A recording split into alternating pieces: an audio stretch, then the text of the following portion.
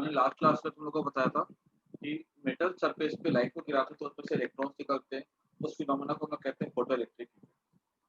उसके बाद मैंने सिखाया था कि यहाँ पे ऐसे हमने दो प्लेट ली थी, ठीक है, एक पॉजिटिव थी और एक नेगेटिव थी, ठीक है, ये 0 वोल्ट मान लो, डिफरेंस पॉजिटिव का है। फिर यहाँ पे हम लोगों ने क्या किया था, लाइट को इंसिडेंट करवाया था इस प्लेट के ऊपर। और मैंने यहाँ पे तुम लोगों को 3 ग्राफ सिखाए। पहला ग्राफ ऐसा था, यहाँ पर कलर चेंज करो, सॉरी इंटेंसिटी चेंज करो, वैल्यू, ठीक है, 20 वाट का बल्ब, 40 वाट का बल्ब, 60 वाट का बल्ब, ठीक है। तो हम क्या देखते थे कि वोल्टेज और करंट,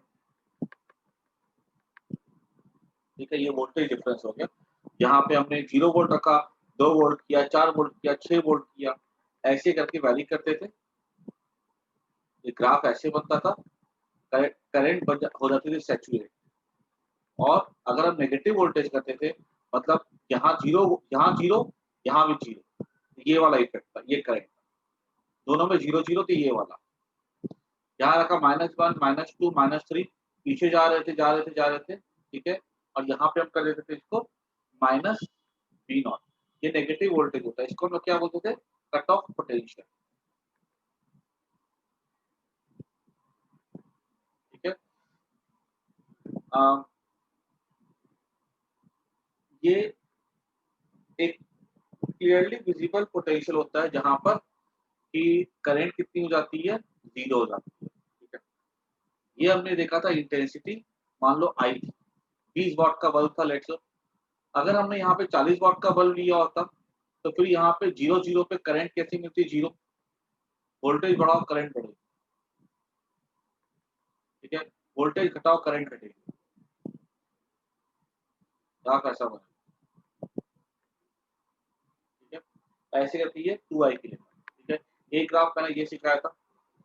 इसमें हम क्या फिक्स रखते थे, intensity vary, frequency fix, frequency बोले तो कलर। अब हमने क्या किया, दूसरा एक्सपेरिमेंट किया था, 0 वोल्ट, ठीक है, पॉजिटिव वोल्टेज, ठीक है, यहाँ पे बल्ब फिक्स है, बल्ब का इंटेंसिटी फिक्स है, मान लो 20 वाट, इन कलर चेंज करें, कलर चेंज करते तो हमने ग्राफ कैसा देखा था, 0 पे हमने देखा था ऐसा, ठीक है। और हमने अलग अलग कलर के लिए लिया था, ठीक है। तो हम देखते थे कि अलग अलग कलर के लिए हमने अलग अलग कलर ड्रॉ भी किए थे कल, ये ऐसे जाता था और ये ऐसे जाता था। अलग अलग कलर के लिए कट ऑफ पोटेंशियल अलग अलग आता था,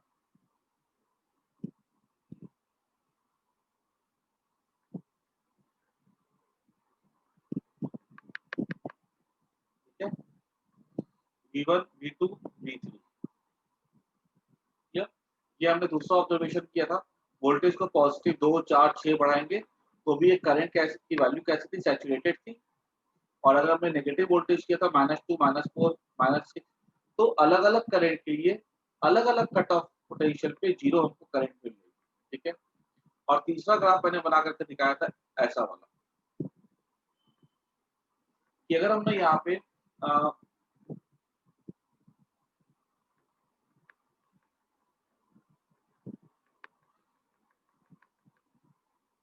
नहीं, पोटेंशियल 0 होगा ना तो करंट 0 होगा, कोई जरूरी नहीं है। देखो क्यों, क्योंकि देखो यहाँ पर क्या होता है, जो लाइट गिरती है ना, इस लाइट की वजह से यहाँ से इलेक्ट्रॉन्स निकलते हैं, ठीक है।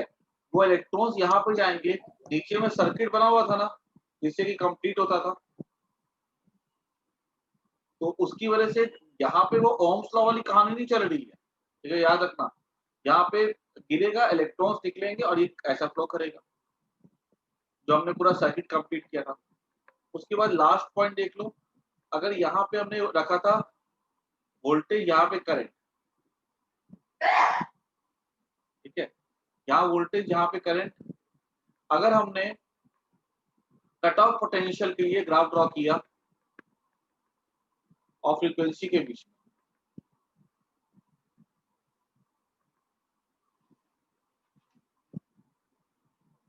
फ्रीक्वेंसी और फ्लाइट है, और यहाँ पे हम रखते थे कट ऑफ पोटेंशियल, ठीक है। कट ऑफ पोटेंशियल मतलब नेगेटिव वोल्टेज, ठीक है। तो एक पर्टिकुलर फ्रीक्वेंसी पे कट ऑफ पोटेंशियल 0 था। अगर हम फ्रीक्वेंसी को बढ़ाते हैं, ठीक है, लाइट की, तो कट ऑफ पोटेंशियल क्या होता है, बढ़ता है। मतलब जैसे कि ये मान लो फ्रीक्वेंसी f1 है, ये f2 है, ये f3 है। दिस इज f1, ठीक है, ये f1 के लिए है, ये f2 के लिए है, ये F3। जितना ज्यादा फ्रीक्वेंसी होगा ये नेगेटिव पोटेंशियल उतना बड़ा होगा, ठीक है। मान लो फ्रीक्वेंसी 100 है, नेगेटिव पोटेंशियल है -2। फ्रीक्वेंसी 200 है, नेगेटिव पोटेंशियल है -4। फ्रीक्वेंसी 300 है, नेगेटिव पोटेंशियल है -6, ठीक है। ये और ये ग्राफ ऐसा जाता है, ठीक है। ये पर्टिकुलर फ्रीक्वेंसी, ठीक है। अब देखो, एक बात समझ लेना कि नेगेटिव पोटेंशियल क्या इंडिकेट करता है। नेगेटिव पोटेंशियल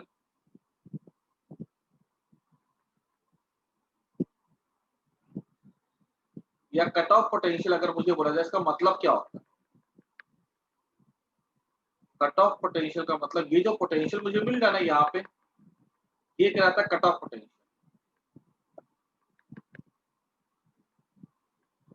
ठीक है। इसका सिंबल हो जाता है -V0। कट ऑफ पोटेंशियल मतलब इतना नेगेटिव एनर्जी स्टेट, इतना नेगेटिव पोटेंशियल दे दो स्टेट को ताकि इलेक्ट्रॉन नहीं निकल पाए। क्लियर? क्यों नहीं निकल पाता है, ठीक है, क्योंकि नेगेटिव -EV0 मैं लिख देता हूँ यहाँ पे, इसको हम लोग अभी डिटेल में पढ़ते हैं।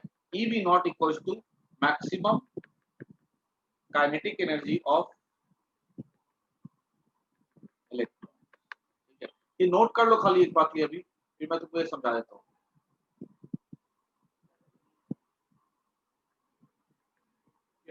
अब हम आते हैं हमारे, इसका मैंने तुम लोग को ऑब्जर्वेशन लिखवा दिया था पूरा का पूरा, ठीक है। अभी हम बात करते हैं फेलियर ऑफ वेव थ्योरी, फिर हम इसकी एक्सप्लेनेशन की बात करें। सेकेंड पार्ट हमारा क्या है, फेलियर ऑफ, वो कल का रिवीजन था ऑफ वेव थ्योरी।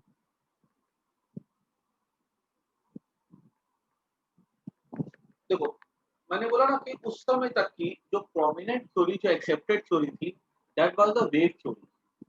और वेव थ्योरी जो थी ना उस समय की प्रोमिनेंट एक्सेप्टेड थ्योरी थी। लेकिन बाद में क्या हुआ, ये वेव थ्योरी जो थी, इससे इसको यूज किया गया था to explain the effect of, क्या कहते हैं, जो हम देख रहे थे ऑब्जर्वेशंस को समझाने के लिए यूज किया गया था। लेकिन वेव थ्योरी जो हमने देखा और जो वेव थ्योरी कहती है, वो उसको एक्सप्लेन नहीं कर पा रही। याद रखना, फिजिक्स में कोई भी थ्योरी अगर हमारे एक्सपेरिमेंट की ऑब्जर्वेशन को एक्सप्लेन नहीं कर पाती है, वो थ्योरी फेल मानी जाती है, उस थ्योरी को हम रिजेक्ट करते हैं। तो अगर हम पूरे हिस्ट्री को देखें ना, तो पहले आई थी पार्टिकल थ्योरी, फिर आई थी वेव थ्योरी। जब ये फिनोमेना देखा गया था फोटो इलेक्ट्रिक इफेक्ट, उस समय सारे यूनिवर्सिटीज में जो पढ़ाई होती थी, वेव थ्योरी की पढ़ाई होती थी। अब वो वेव थ्योरी थी, और कोई मान लो आज के समय में, आज के समय हमने कोई एक्सपेरिमेंट किया, तो हम उस एक्सपेरिमेंट को किसके किसके थ्रू एक्सप्लेन करेंगे। जो भी थ्योरीज हमने पढ़ के रखी उसकी बेसिस पे एक्सप्लेन करेंगे। उन लोगों ने भी वही काम किया, वेव थ्योरी पता थी सबको, साइंटिस्ट लोगों को, उन लोगों ने उससे एक्सप्लेन करने की कोशिश की, लेकिन वो एक्सप्लेन नहीं कर पा रहे थे, ठीक है। कि क्यों एक्सप्लेन नहीं कर पा रहे थे, देखो उसकी बातें। पहला,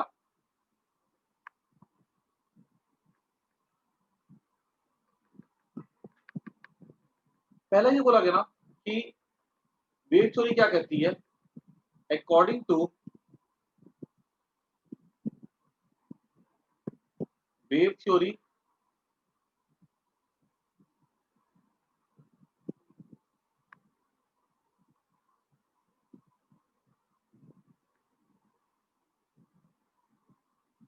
energy of electron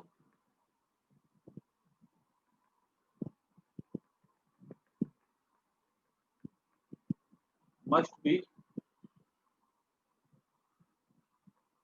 proportional to energy of electron must increase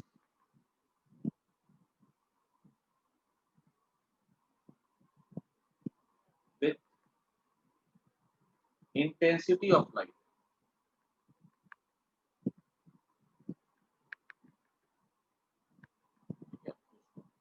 But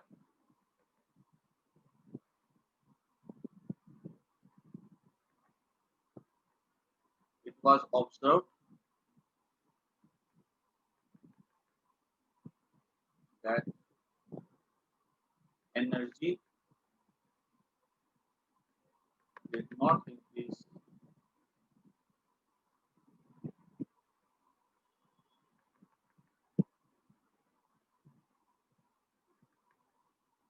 with intensity. देखो सीधी सी बात है, अगर मान लो कोई मेटल का सरफेस है, अगर हमने यहाँ पे इंटेंसिटी को बढ़ा दिया, ठीक है, मान लो हमने अगर बल्ब यूज किया 40 वाट का बल्ब हमने यूज किया, ठीक है, फिर हमने उसको 100 वाट तक कर दिया। 100 वाट करने से क्या होता है, इंटेंसिटी बढ़ा दी। इंटेंसिटी बेसिकली क्या होती है, एनर्जी होती है ना, energy passing through unit area unit time. ज्यादा एनर्जी आ रही है मेटल सरफेस पे, तो हमने बोला कि ज्यादा एनर्जी अगर इसके ऊपर गिरेगी तो ऑब्वियस सी बात है इलेक्ट्रॉन जब निकलेंगे तो उनके पास ज्यादा एनर्जी होनी चाहिए। लेकिन ऐसा क्या देखा गया कि यहाँ पर देखा गया कि ऐसा नहीं है। अगर हमने यहाँ पे इंटेंसिटी को डबल भी कर दिया ना, 5 गुना कर दिया, देखो इंटेंसिटी को हमने डबल कर दिया, लेकिन इलेक्ट्रॉन्स की एनर्जी नहीं बढ़ी, इलेक्ट्रॉन्स की एनर्जी फिक्स थी।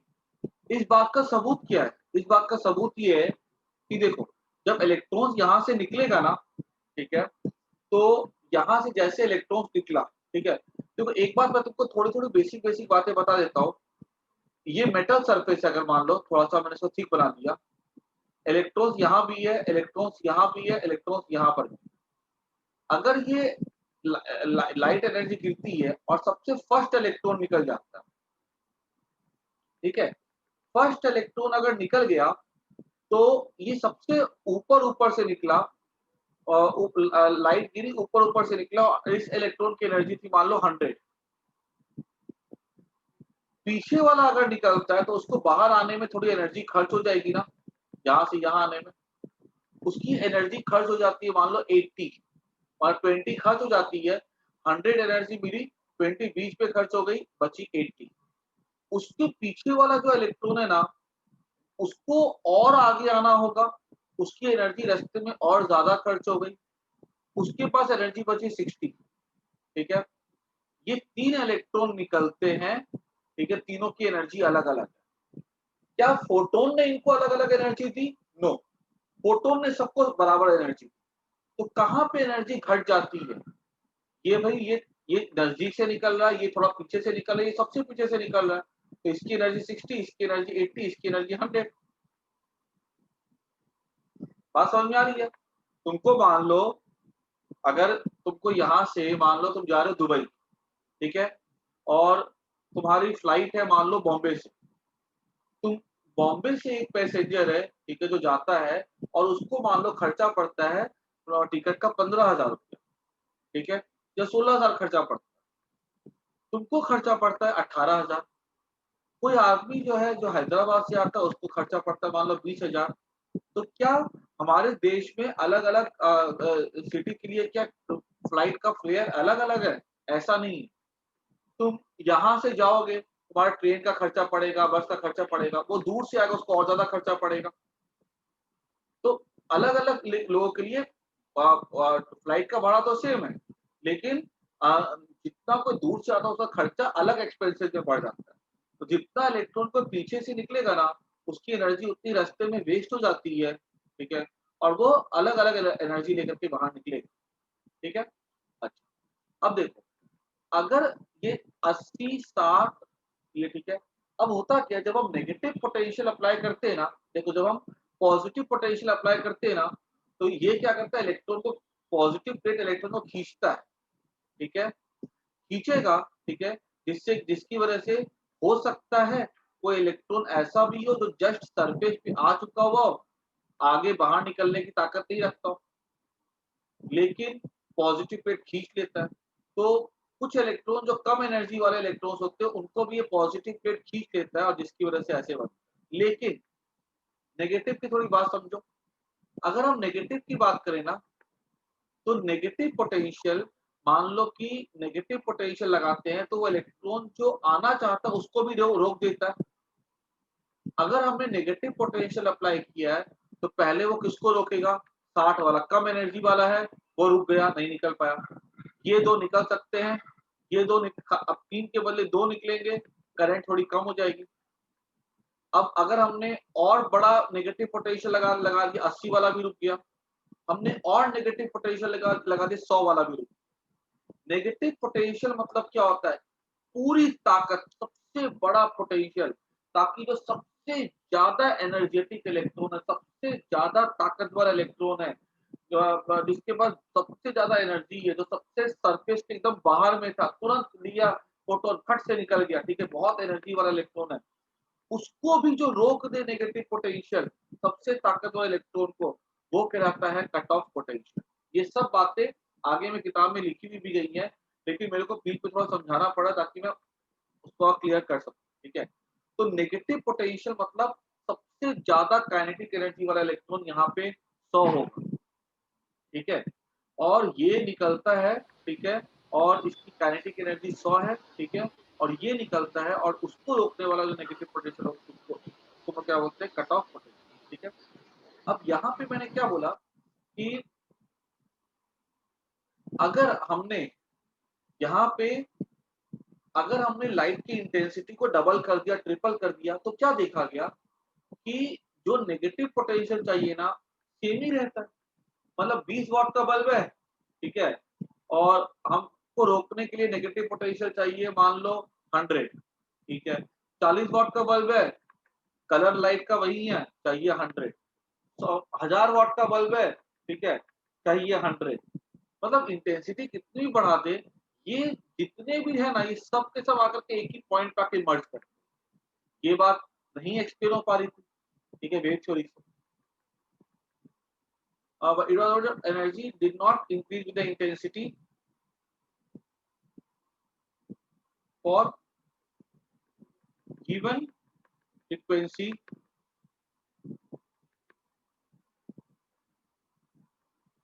The cutoff potential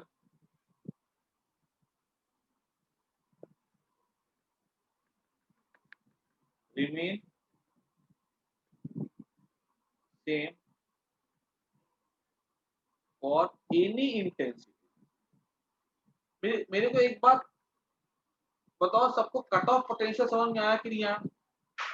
वो नेगेटिव पोटेंशियल जिसमें पूरी ताकत हो कि वो सबसे ज्यादा एनर्जी वाले इलेक्ट्रॉन को भी रोक सकते, ठीक है। हालांकि तुमको अभी थोड़ा बहुत क्लियर हुआ होगा, थोड़ा बहुत नहीं भी क्लियर हुआ होगा, ठीक है। अभी जैसे जैसे क्लास प्रोसीड होगी तुमको सब कुछ समझ में आ जाएगा। ये पहला था, इंटेंसिटी से एनर्जी बढ़नी चाहिए, ऐसा बोला वेव थ्योरी ने, एक्सपेरिमेंट में देखा ऐसा नहीं था। फिर there according to wave theory,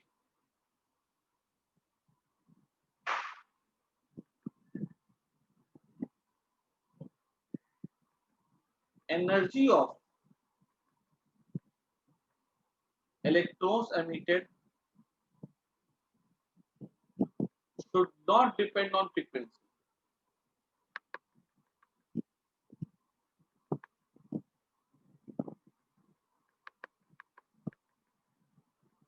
one point मतलब नहीं, ये तो गलत हो गया ना।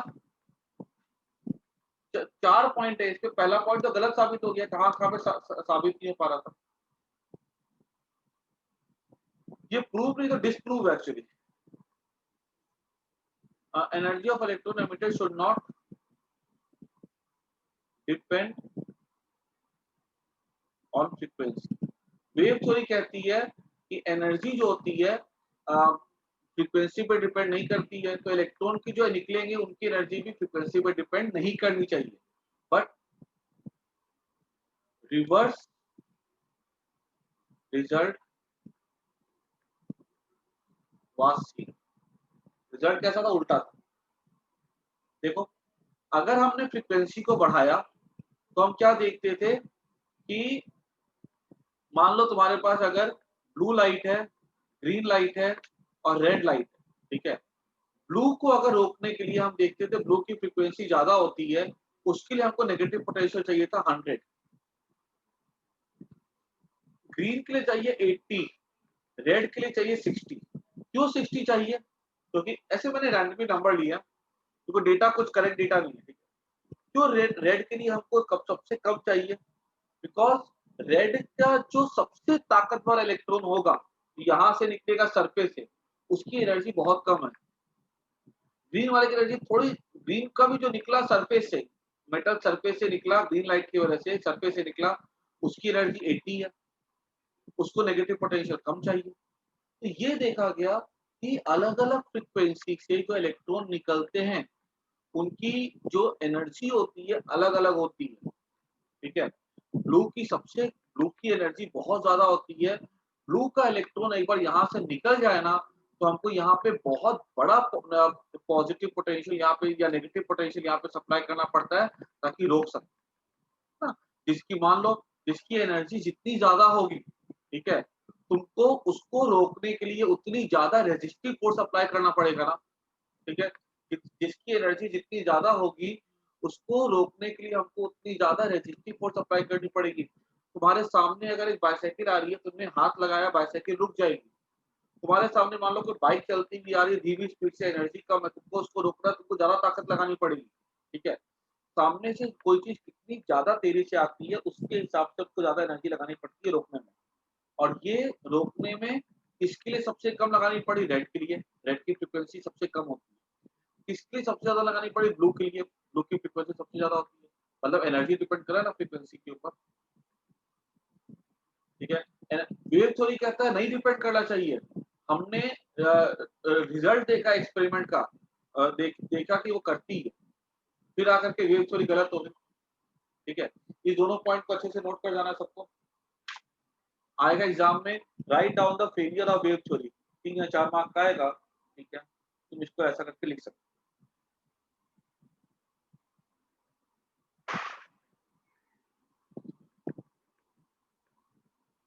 आगे बढ़ते हैं। थर्ड पॉइंट, ये कहता है ना कि according to wave theory,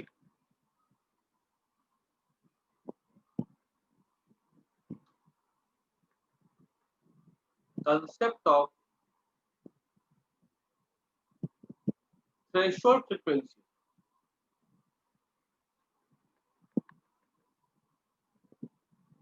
should not exist.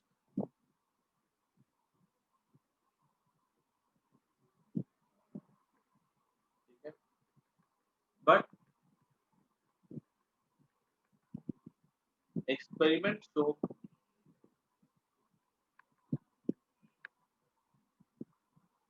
that electrons are emitted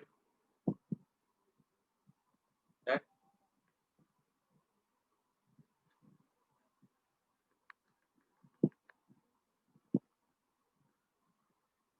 electrons are not emitted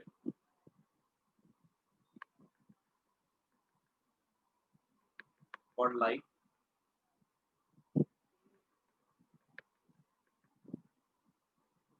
with frequency below threshold.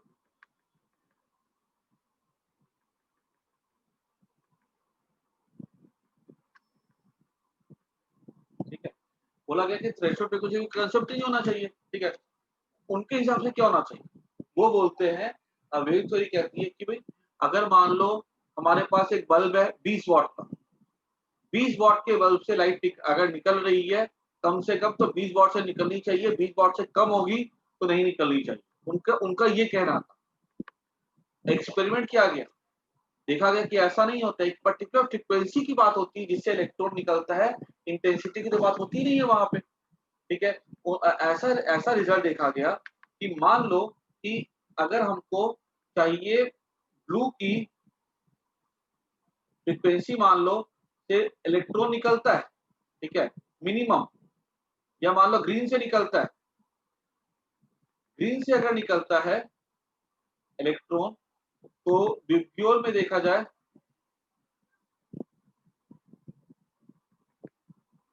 ठीक है, अगर कम से कम ग्रीन से निकलता है तो ब्लू की फ्रीक्वेंसी ग्रीन से ज्यादा इससे भी निकलता है, इससे भी निकलता है, इससे भी निकलता है। ठीक है, अगर हमने ग्रीन के बदले हमने ग्रीन के 20 वॉट से निकल रहा है तो हमने ग्रीन का 5 वॉट ले लिया तो भी निकल रहा है। ग्रीन का हमने 2 वॉट का बल्ब ले लिया तो भी निकल रहा है।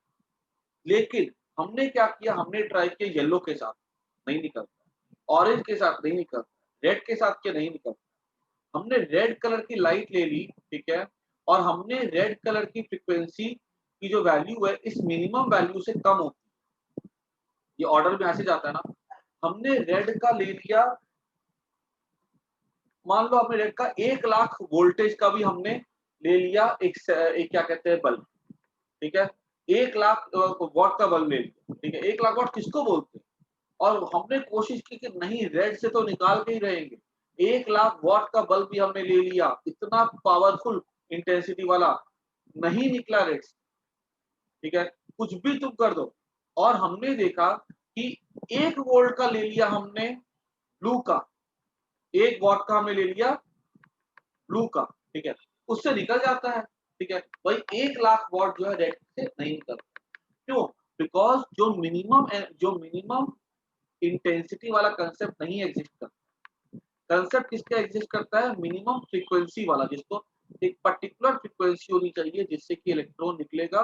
उससे कम वाला से कोशिश कर दो, कितना भी वोल्टेज बढ़ा दो, नहीं निकलेगा तो नहीं निकलेगा। ठीक है, तो ये भी जो थ्योरी थी ना, वेव थ्योरी को थी, वो गलत साबित करती है। ठीक है, क्वेश्चन एग्जाम में 3 मार्क वाले में या 2 मार्क वाले में डायरेक्टली आ सकते हैं, explain the failures of wave theory. ठीक है, और चौथा पॉइंट देखो, वेव थ्योरी क्या होती है। देखो वेव थ्योरी में क्या मतलब, वेव थ्योरी मतलब क्या हो गया, वेव थ्योरी में वेव फ्रंट हमने पढ़ के रखा था, वेव फ्रंट रिप्रेजेंटेशन था एनर्जी का। तो क्या होगा, जो वेव गिरेगी ना, तो मतलब वेव कैसे गिरती है, वेव फ्रंट के फॉर्म में गिरती है। हर एक वेव फ्रंट पे यहाँ पे बराबर बराबर एनर्जी हो। एक वेव फ्रंट तुमको पता ही है ना, वेव फ्रंट क्या होता है। वेव फ्रंट वो सरफेस होता है जिसपे कि इलेक्ट्रिक फील्ड का सेम ऑसिलेशन होता है। अब अगर वेव फ्रंट है तो एक वेव फ्रंट पे हर एक इलेक्ट्रिक फील्ड का जो वैल्यू होगा वो सेम होगा। अगर इलेक्ट्रिक फील्ड की वैल्यू सेम होगी तो एनर्जी भी सेम होगी ना, क्योंकि एनर्जी क्या होता है, हाफ एप्सिलॉन नॉट ई का स्क्वायर। ठीक है, एनर्जी भी सेम होगी। तो इलेक्ट्रॉन्स के यहाँ पे मान लो मेटल सरफेस है, ठीक है, ये एक्सप्लेन करने की कोशिश की गई कैसे वेव फ्रंट गिरेगा यहाँ पे। ठीक है, और यहाँ पे हर एक इलेक्ट्रॉन को बराबर बराबर एनर्जी मिलेगी। ठीक है, हर एक इलेक्ट्रॉन एनर्जी लेगा और एनर्जी गिर रही है और इलेक्ट्रॉन्स एनर्जी ले रहे हैं। इलेक्ट्रॉन्स एनर्जी ले रहे हैं, 1 2 3 4 5 करके एनर्जी बढ़ रही है। और कुछ समय के बाद इलेक्ट्रॉन्स बैठे बैठे इतनी एनर्जी ले लेते हैं कि उनकी वो न्यूक्लियस को छोड़ करके बाहर निकल जाएंगे। तो हम यहाँ पे क्या, हम जब इमेजिन करते हैं इस कहानी को तो हम ऐसा सोचते हैं कि इलेक्ट्रॉन जो है ना वो एनर्जी को सोख रहा है। ठीक है, धीरे धीरे धीरे धीरे, और सब बराबर बराबर एनर्जी ले रहे हैं। ठीक है, और आधा घंटा, 1 घंटा, 2 घंटा बीता, 4 घंटा बीता, इतनी एनर्जी आ गई उन इलेक्ट्रॉन्स के पास कि वो इलेक्ट्रॉन्स क्या करेंगे, मेटल सरफेस को छोड़ करके बाहर निकल जाएंगे। लेकिन ऐसा नहीं होता। ठीक है, ये हमारे वेव थ्योरी से हमने हमको एक्सप्लेन करने की कोशिश की, लेकिन रिजल्ट ऐसा नहीं आता। रिजल्ट क्या होता है, जैसे गिरा वेव, फट से इलेक्ट्रॉन निकल गए। ठीक है, सारे नहीं निकलते, एक कुछ इलेक्ट्रॉन्स ऐसे होंगे, ठीक है, जो कि जिनको एनर्जी मिली, एनर्जी लिया, और मतलब वहां पे कोई एप्रिशिएबल टाइम लैग नहीं है। ठीक है, एप्रिशिएबल टाइम लैग मतलब गिरा और 10⁻⁹ सेकंड के अंदर। देखो टाइम लैग नहीं होता, गलत होगा बोलना, there is no observable time lag. मतलब कि टाइम लैग तो होता है लेकिन इतना कम होता है ना कि आपको पता नहीं कहाँ 10⁻⁹ सेकंड है। सोच भी नहीं सकते कितना कम टाइम है। 1 सेकंड हमारे लिए काउंट करना मुश्किल होता है, क्योंकि 1 सेकंड का 1 करोड़ भाग हो, 1 करोड़ 10 करोड़ भाग हो। ठीक है, तो इसलिए यहाँ पे भी आकर के वेव थ्योरी जो फेल हो जाती है। ठीक है, वेव थ्योरी कहती है कि इलेक्ट्रॉन तुरंत निकलना चाहिए, और एक्सपेरिमेंट करके देखते हैं तो इलेक्ट्रॉन जो होता है बहुत समय के बाद निकलता है, क्योंकि इलेक्ट्रॉन एनर्जी धीरे धीरे लेगा। ठीक है, देखो तो यहाँ पे लिख देता हूँ according to wave theory electrons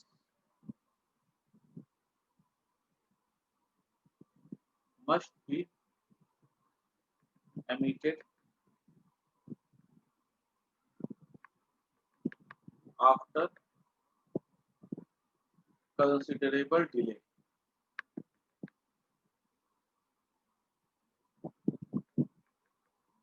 Since the radiation falls. ठीक है, डिले होना चाहिए, but it is observed that there is no considerable time lag. It is of order. ठीक है, चारों पॉइंट आकर के वेव थ्योरी का सत्यानाश हो जाता है। ठीक है, रेस्ट इन पीस हो गई वेव थ्योरी। ठीक है, अब बात आती है इसको एक्सप्लेन कर। ठीक है, अब हम समझते हैं कि अब कैसे इसको एक्सप्लेन किया गया। ठीक है, तो देखो एक्सप्लेनेशन करने के लिए ना आइंस्टाइन जो इसका जो मेन कंट्रीब्यूशन जाता है पूरा का पूरा एक्सप्लेन करने के लिए, that goes to Albert Einstein. ठीक है, और Albert Einstein was awarded Nobel prize for it. उसके पहले ठीक है, प्लैंक देखो एल्बर्ट आइंस्टाइन की थ्योरी अगर बोली जाए तो वो उसकी ओरिजिनल थ्योरी नहीं थी। ठीक है, एल्बर्ट आइंस्टाइन ने किसकी थ्योरी की हेल्प ली थी? प्लैंक की थ्योरी।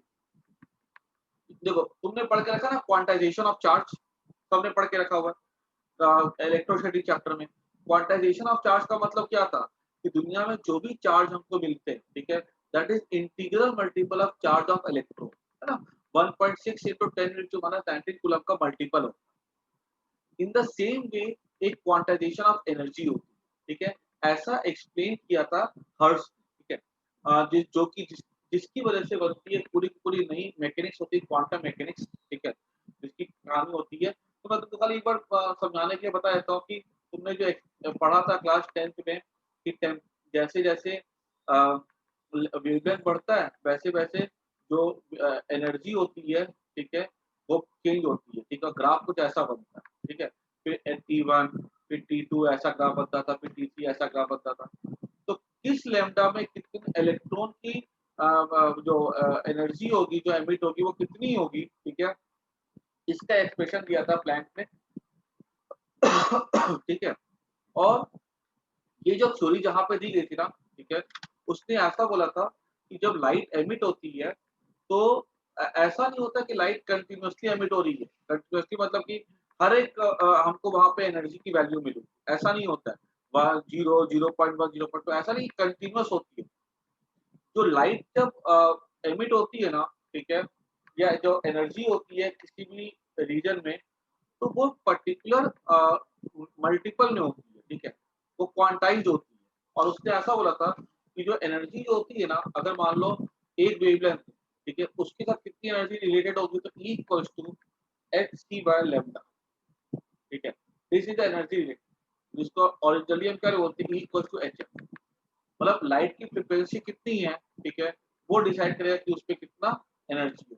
ठीक है, अब मान लो हमारे पास अगर ब्लू कलर की लाइट है, ठीक है, अब ब्लू कलर की जो लाइट होगी ना, ठीक है, तो अगर मान लो हमारे कहीं पे रूम में अगर ब्लू कलर की लाइट है तो उसका एक ऐसा एक एनर्जी जो होगी ना, ठीक है, ब्लू कलर के बॉल की, मान लो ऐसा बॉल, ठीक है, इसको हम पढ़ते फोटोन कहते हैं, आगे जाके सीखेंगे।